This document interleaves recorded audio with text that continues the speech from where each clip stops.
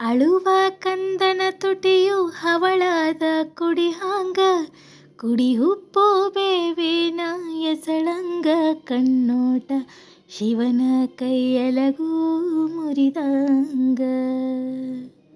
ಕೂಸಿದ ಮನ್ಯಾಗ ಕುಲ ಇರ್ಲಿಕ್ಕಂದ್ರೆ ಹೆಂಗೆ ಹೇಳ್ರಿ.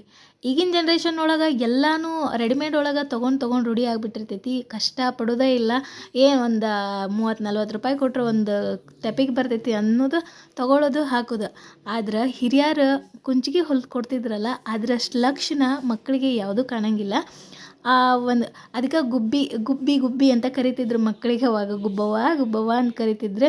ಗುಬ್ಬಿ ಥರ ರೆಕ್ಕೆ ಮಾಡಿ ಮ್ಯಾಲೆ ಒಂದಿಷ್ಟು ಗುಬ್ಬಿ ಇಟ್ಟು ಹೊಲಿತಿದ್ದರಿ. ಇದರ ನಮ್ಮ ಮಮ್ಮಿ ರೆಡಿ ಮಾಡಕತ್ತಿದ್ರೆ ನನಗೆ ಖುಷಿ ಆಯ್ತು ನೋಡಿ. ಭಾಳ ದಿವಸ ಆಗಿತ್ತು ನಾನು ಕುಂಚಿಗೆ ಹೊಲಿಯೋದು ನೋಡಿ. ನಾನು ಕಲ್ತ್ಕೊಂಡೆ. ಮತ್ತು ನನಗೂ ಹೊಲಿಯೋಕೆ ಕಲ್ತ್ಕೋಬೇಕ್ರಿ. ಯಾಕಂದ್ರೆ ಹಳೇದು ಯಾವುದೂ ಮರಿಬಾರ್ದು. ಯಾವಾಗ ಯಾವ ಟೈಮ್ನಾಗ ಯಾವ್ದು ಯೂಸ್ ಆಕೈತೆ ಗೊತ್ತಾಗಂಗಿಲ್ಲ. ಹಾಗಾಗಿ ಹಳೇದನ್ನು ಯಾವುದನ್ನು ಮಿಸ್ ಮಾಡಬಾರ್ದು. ಹಿರಿಯರ ಹತ್ರ ಕಲ್ತ್ಕೊತಾ ಇರಬೇಕು. ಅಡಿಗೆ ಆಯ್ತು ಮತ್ತು ಈ ಥರದ್ದು ಒಂದಿಷ್ಟು ಹೊಲಿಗೆ ಆಯ್ತು, ಎಲ್ಲನೂ ಕಲ್ತ್ಕೋಬೇಕು. ಯಾವತ್ತೋ ಒಂದಿನ ಅನ್ನ ಹಾಕ್ತೈತಿ ನಾವು ಕಲಿತು ವಿದ್ಯೆ.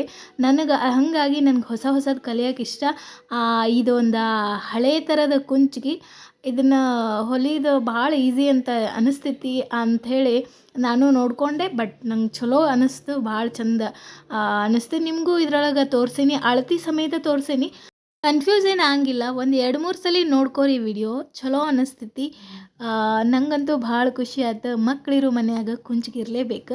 ಯಾರ ಮನ್ಯಾಗೆಲ್ಲ ಮಕ್ಳು ಅದಾರಲ್ಲ ಅವ್ರಿಗೆಲ್ಲರಿಗೂ ಒಂದು ಕುಂಚಿಗೆ ರೆಡಿ ಮಾಡಿಕೊಡ್ರಿ. ಅವ್ರಿಗೂ ಖುಷಿ ಆಕೈತಿ. ತಾಯಂದ್ರಿಗೆ ನೀವಾಗೇ ರೆಡಿ ಮಾಡಿಕೊಟ್ಟಿರುವಂಥ ಒಂದು ಕುಂಚಿಗೆನ ಕೊಟ್ರೆ ಭಾಳ ಖುಷಿ ಪಡ್ತಾರೆ ತಾಯಂದ್ರು. ಯಾಕಂದ್ರೆ ರೆಡಿಮೇಡಾಗಿ ನಾವು ಎಷ್ಟೇ ತರ್ಬೋದು ರೀ, ಆದರೆ ನಾವು ಹೊಲ್ದು ಕೊಟ್ಟಿರೋದ್ರೊಳಗೆ ಒಂದು ಪ್ರೀತಿ ಇರ್ತೈತಿ. ಆ ಪ್ರೀತಿಯಿಂದ ಹೊಲ್ಕೊಡ್ರಿ.